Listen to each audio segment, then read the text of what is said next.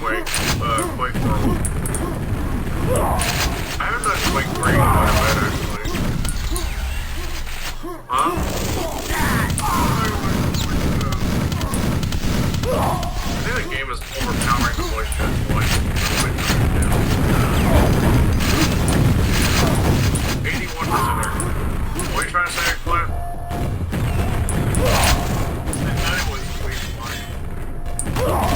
Oh, I haven't done Quake for off the fire very much. Because it's like, at that point, I'd rather be playing Quake 3. At least that's how I tend to feel about that.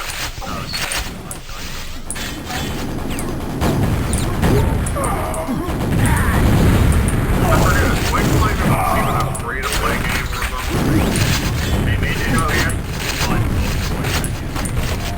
Oh, right, yeah, I remember they started off premium, I call it. It was a browser game. You had to install something on a browser, but then they made it to Steam and made it a paid game. Like, they gave everyone on it free.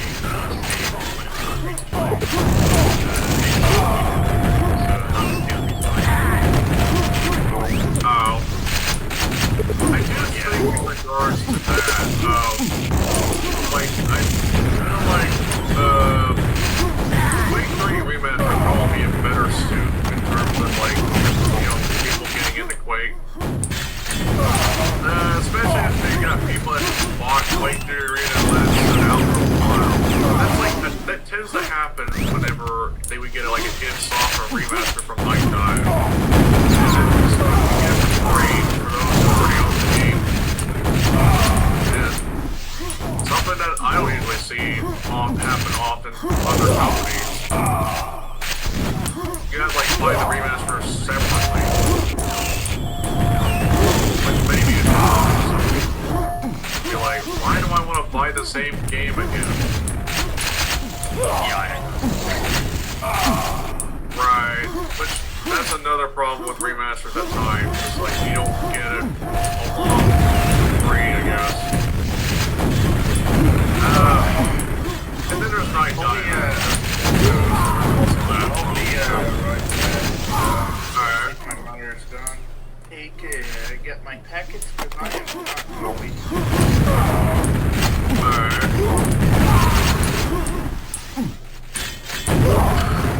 But yeah, that's like, one of my gripes with Night Dive is like how they bite more than they can chew, basically. Hey, I'm gonna get my package. Alright. I mean, I haven't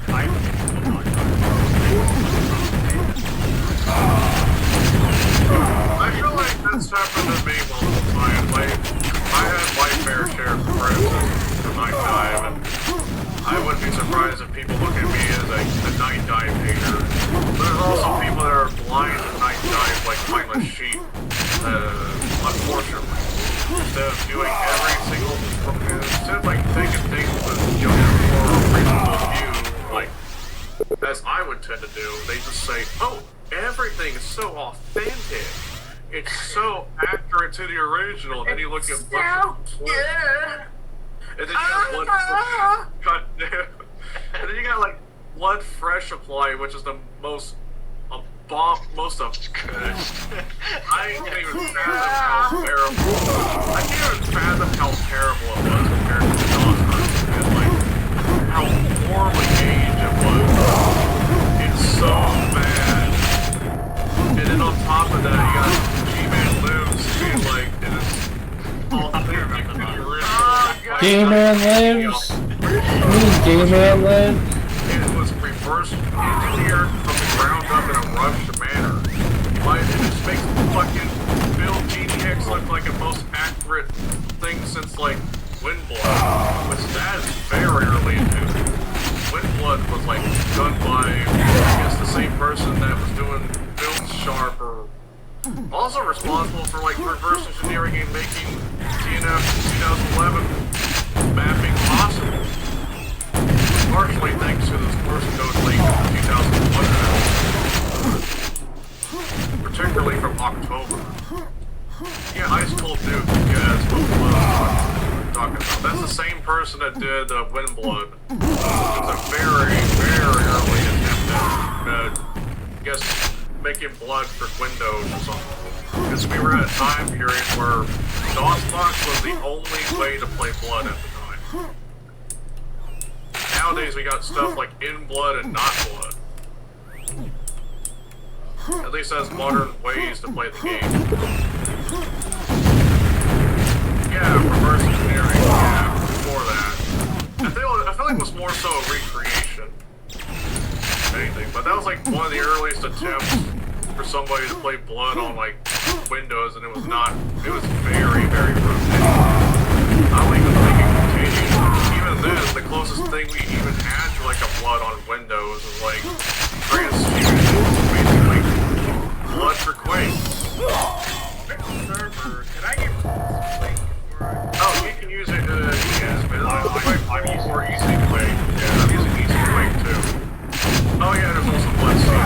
The server's also at the announcements channel. I made 2 announcements channels, one for regular announcements and one for games events.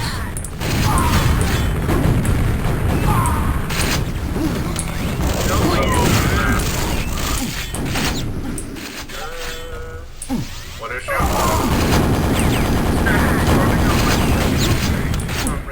That's because it's an OpenGL. Yeah, that's what it's using, honestly. We haven't got an Iron Well equivalent of QUAKEWORLD, which I wish there was. But we have to stick to this, which I don't think I don't think it's maintained as well. I mean, it's not as authentic to the original graphics of the original game as much. I mean, it plays like Quake, don't get me wrong, but the graphics definitely don't match that of the original Quake that much. No, I mean, if you get like that Quake, like Easy Quake, it's seconds, like if it ever got like 3. Yeah, there's that problem too. You get these settings, not what you would normally see when you fire up the Quake from MS-DOS era PCs. Yeah, I just don't want to turn on. Oh, fair enough. I always tend to play my games on PC anyway. Every once in a while I tend to fire up my old Pentiums. Me too. I will power. I do have my Apple Oh, nice. I put it into a new case just now. I managed to get a brand new Leanne like aluminium sorry, the aluminum case. I had an eBay save search of like 3 years later.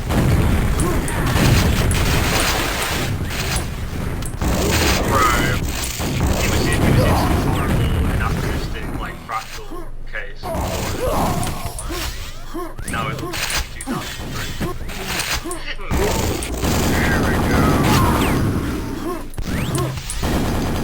But yeah, I never really liked much Quake, but it's the only support I tend to use. Because the other ones are just about the same problems that I have with Easy Quake. Yeah, No, I want to play Quake 3, I want to play... And Quake is what I'm using right now, which gives you the end Quake package is what I'm using right now. But Yeah, and Quake is based on Easy Quake, yes. That's Yeah. correct. I don't even know if that was a fork or just a package.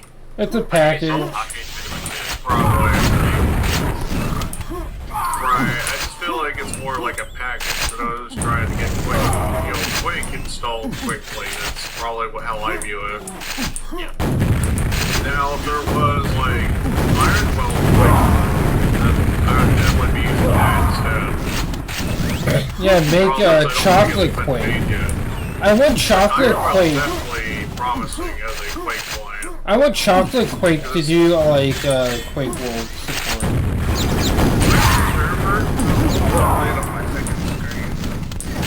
The server should be in the events channel. I specified it. It's the usual server though.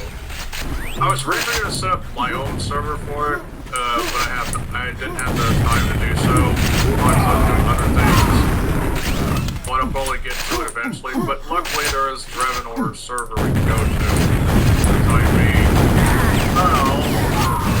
I like the Dravenor server.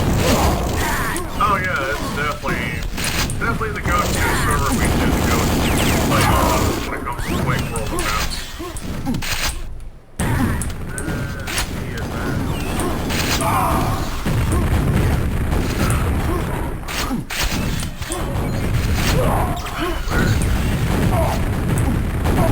But yeah, there's probably more ideas I can probably think about in terms of game events. Need to put them to the test. I need to set up my, start my server.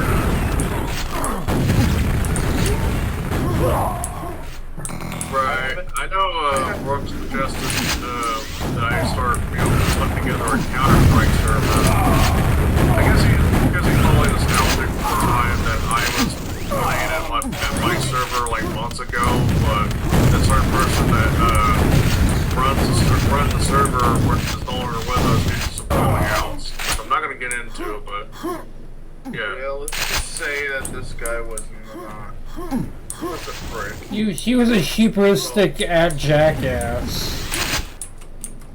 But yeah, Counter-Strike server I'll definitely look into putting together along with Deathmatch Classic. Deathmatch Classic, Like, he needs a fairly decent amount of like 3D I mean, that's how you want to play it. we tend to play in a more casual sense, as long as it's maybe an even amount of players or even amount of player skills. I mean, honestly, I don't play Counter-Strike too much because playing on a public lobby is a recipe for mental disaster, in my opinion. Yeah, no, I don't. I find like Right. I mean, like even like to me, public Counter-Strike to me on those like insane CSO servers with like 30 people, and it's just a mess. It's all I also. That's why I tend to view games like Counter-Strike and even StarCraft. It's like you're better off playing with friends. Because if you play on like public lobbies all the time, it's miserable. Well, they are now definitely. Like now they've basically turned into esports games, whereas Counter-Strike used to be like really casual. Right. Everyone just takes it too seriously. That's the unfortunate part for certain games. They just got turned into like fucking esports gladiator battles that just fucking ruins the fun for some people getting into it. No, just like Quake.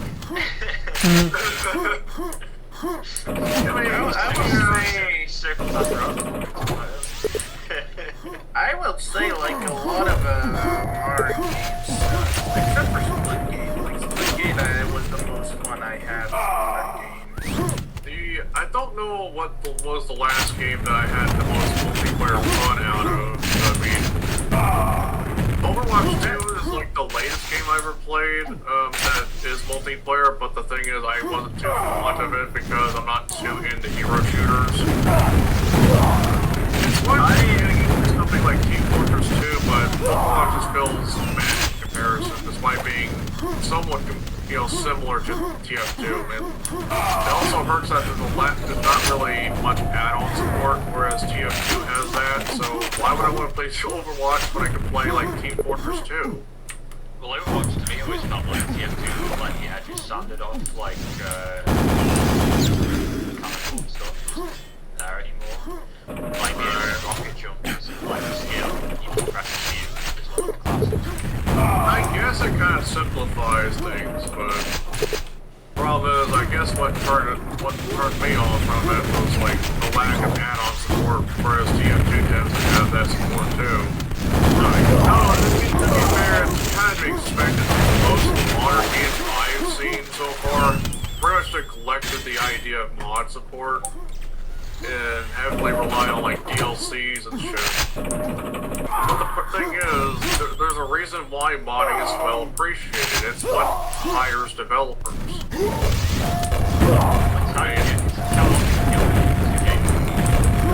Exactly, because modding is what is a good starting point. But if people are not pushing modding, then what? That kind of defeats the idea of spending. Right. I mean, at that point, you might as well start like, I don't know, like hiring fucking artists because not many people are going. I guess the only way to get into game development nowadays is getting an indie game made or something.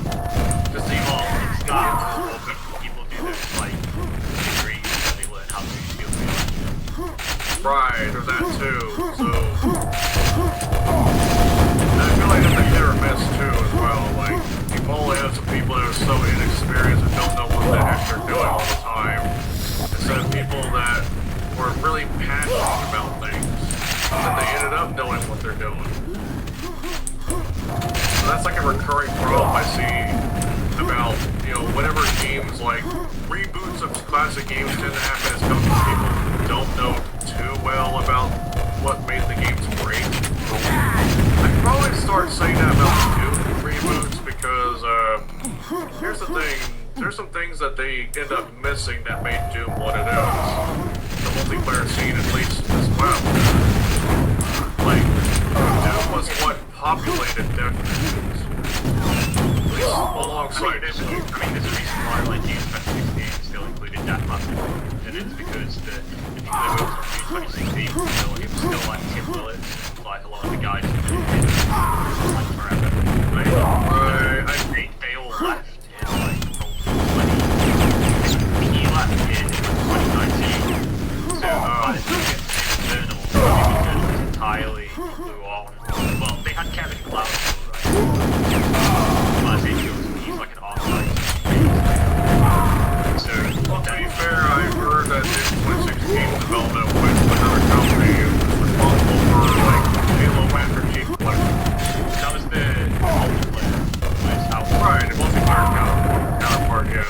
But they still used and they wanted Deathmatch in there. Right. It was Doom Eternal when I started saying they're not going the right direction that I'm expecting. Because you got like fucking Pete Hines saying that Deathmatch is Eon's old and no one's playing that or doesn't have much use for a Doom game when the game itself was what cemented Deathmatch's legacy in the first place. Yeah, I don't get it. At that point it's still like a slap in the face. Yeah, I mean, I could go on for hours, so I will probably like Right. on that. Whereas I've heard, I even heard like the Dark Ages wasn't too great either in terms of like, you know, I guess it's like they're trying to force, according to Riff, they're trying to like force like a certain play style on people, like. I think Microsoft's meddling in their marketing. I mean, I almost don't blame my dad for like saying that Doom 3 was the best game out of all of them. I mean, at least Doom 3, what made Doom 1 and 2 interesting, but it's like rather sinister, like trying to survive type mindset. Whereas Doom 2016 and onward was more about I am the ultimate ass kicker, I am immortal, I will slay demon for a living. Well, that was June 2016. Like, I don't know if you played it. Like, I mean, I guess it started to show more when we got to Eternal, but it was starting. Like, No, it wasn't. 2016 kind of started to lean into the feedback, right? Right. But it didn't go overboard with it. It was entirely it wasn't even optional. It was just kind of out of the way. And then you had like the cut, Right, the it had the references to vibe the of Doom guy like on the star tablets and stuff. But like that was it. So they weren't actually taken out. Like at the end of it, like the big side. There's these stone tablets with like basically all the original like Doom guy shotgun on them. Yeah, I think 2016 is when they still had a bit of Doom 3 energy in there, but when we got to Doom Eternal, he went full E-Man. Oh yeah, Doom Eternal almost. Right. It's total. Like, I mean, like, totally, I probably would have liked Doom Eternal, but like the gameplay changes, like that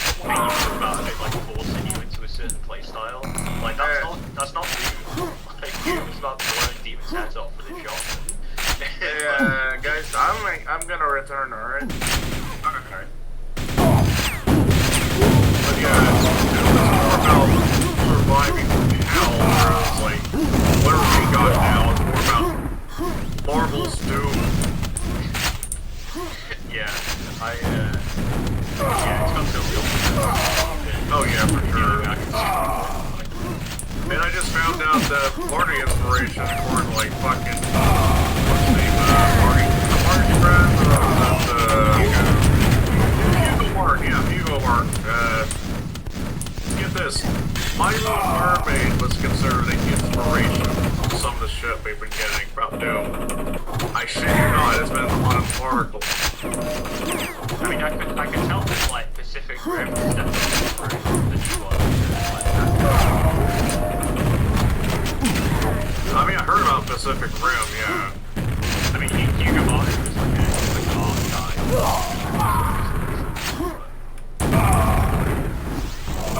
Yeah, it just doesn't really feel like Doom anymore. I mean, people like it. That's cool. It's not really for me. Right. It has its audience. Thing is, like, it definitely doesn't do a good job capturing the old Doom itself. That probably explains why some people like my dad not liking the modern Doom games. Yeah, To be fair, they're totally different. yeah. Though he's the type of person that prefers Doom 3 as the best game in the franchise now. It's an interesting opinion. I respect that pick. I'll just say that. Right. I view Doom 3 as a dark horse of the franchise, but I guess it's not a bad game either. If you want a dark horse and a bad game at the same time, look at Unreal 2, The Awakening. That's a great game. What What are you talking about? Yeah, Speed. yeah, it's fucking unreal, but basically it's Unreal the movie, the game. That's basically Yeah. how I view it. It's a horrible game. And I honestly fucking fun at like movie adaptations of games, but yeah. It's like the Doom of the movie as it is of the Unreal franchise. It's also on like a weird, janky, unfinished version of Unreal Engine 2 that just feels really weird as well. Which, Interesting. I didn't know that, but that's interesting to know. All I've heard is it's not really a good Unreal game. It feels like Unreal Engine. no, it's not. In fact, weirdly enough, this didn't like game. It feels like a better Unreal 2 than like Pariah that like no one has played. I think I've heard something about that, but I never tried it. It's one of those like mid-2000s kind of 6 out of 10 FPS games, but it's definitely better than Unreal 2. Yeah, I was hearing like about the wave of first-person shooter games in the late 2000s, just more commonly kept, trying to copy Call of Duty's success, or trying to ride the Call of Duty train. Yeah, Pariah's a bit earlier than that, where it's trying to ride the Halo train. Right, it's just, I picked up a bunch of like basically copies of like crappy shooters recently, including that one. They're like $2 on eBay. Like no one wants them. yeah, I feel like that's been a common occurrence when it comes to copycat shooters. Like, I mean, yeah, about as early as Doom, sure, but at least Doom's gameplay mechanics feel at least doable compared to like. I mean, Halo does it in a certain way that I feel like you need a good, compelling story to pull off. Doom does not require storytelling, but it's more as a focus and an emphasis on like shooting things. Well, it did have a bit of a plot at the same time. I think, people try to copy Half-Life when story on games became more important thanks to Valve. And I felt like Unreal was more one of those games where it still had less focus on story, but more so had the focus on exploration. Only what made Unreal very good, a very good single-player game compared to like something like Quake 2. Because Unreal felt more like a journey simulator in a first-person shooter.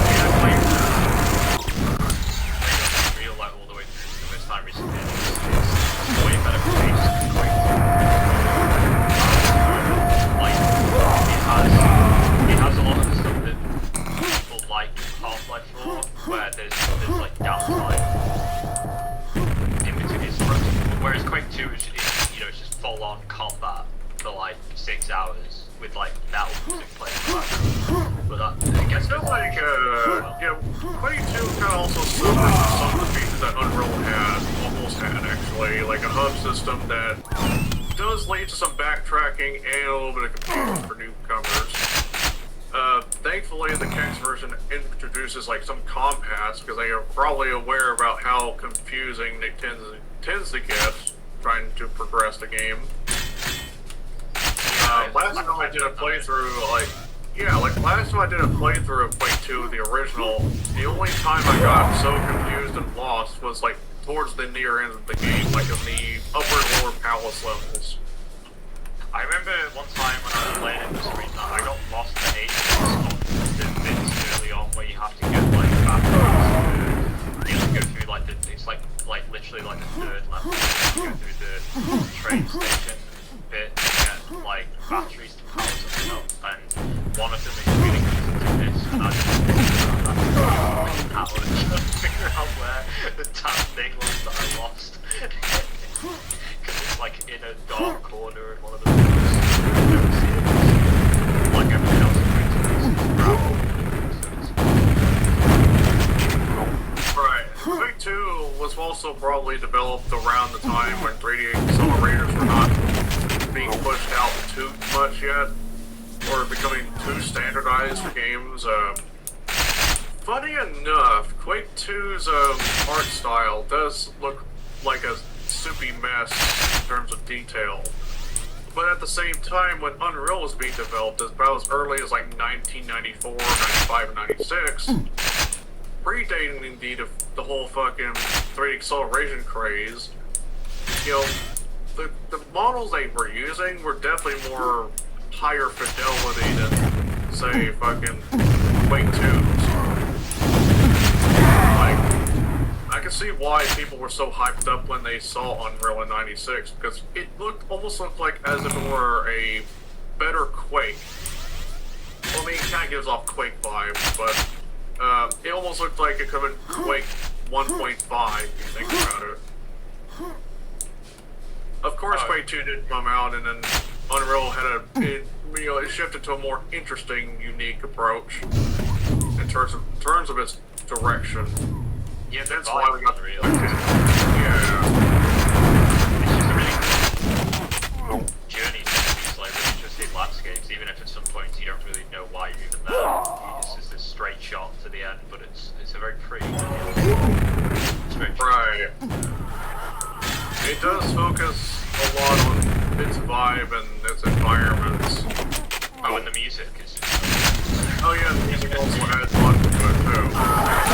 Like, yeah, playing Unreal without music doesn't feel right as a result. Like, definitely keep the music playing for the best experience. You know the mercenary shit, like in the midpoint of the game. That is just insanely good. Like, right, the Pteranodon. Yeah, right. Yeah, I usually call it the Pteranodon. But yeah, it's like, those levels definitely had an interesting track to it. I think the track is called Night Vision, and that was made as early as 1996. Interesting trivia, yeah. Because some of the tracks Alexander Brandon made were definitely predating the 97 part, where that's the year Unreal shifted to a unique direction, instead of just like 1.5. It almost looks like a Quake ripoff in a sense, but they definitely changed the direction by rebooting development of Unreal back in like May 97 or so. Hey, Brooke. Hello, Brooke. We're playing QUAKEWORLD if you got that set up, but yeah. Alright. I notice your microphone's quiet.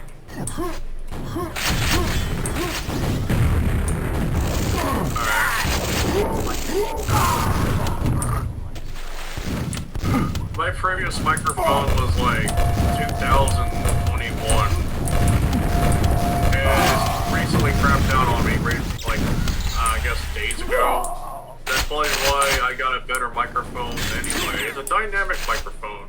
I love it so far. It's got more clarity. So I hate to break it to you guys, but Michael Madsen died. Tell me who's Michael Madsen? Reservoir Dogs and Kill Bill. Oh. I see. I haven't heard about that movie, but I've also remember watching or seeing Kill Bill. Yeah. I guess it was on TV at the time, but yeah. I see, but yeah. That sucks to hear. Z told me that, no clue. That was on the very day he I died. haven't seen Z in a bit, actually. I messaged him reminding him that we're doing QUAKEWORLD, but I never heard from him back. My man's probably just playing that. Yeah, I noticed lately his schedule's probably a bit more wacky than mine at the moment. Not to say that, not to say that I'm the only. Well, actually, yeah, I guess it proves that this group does have some people that have like sleep issues. Man, I gotta get back to bed eventually, because, like, the thing is, I stayed up for 8 hours. I mean, typically, me staying up 18 hours is what I tend to do to shift my schedule back to normal. I usually don't go backwards, but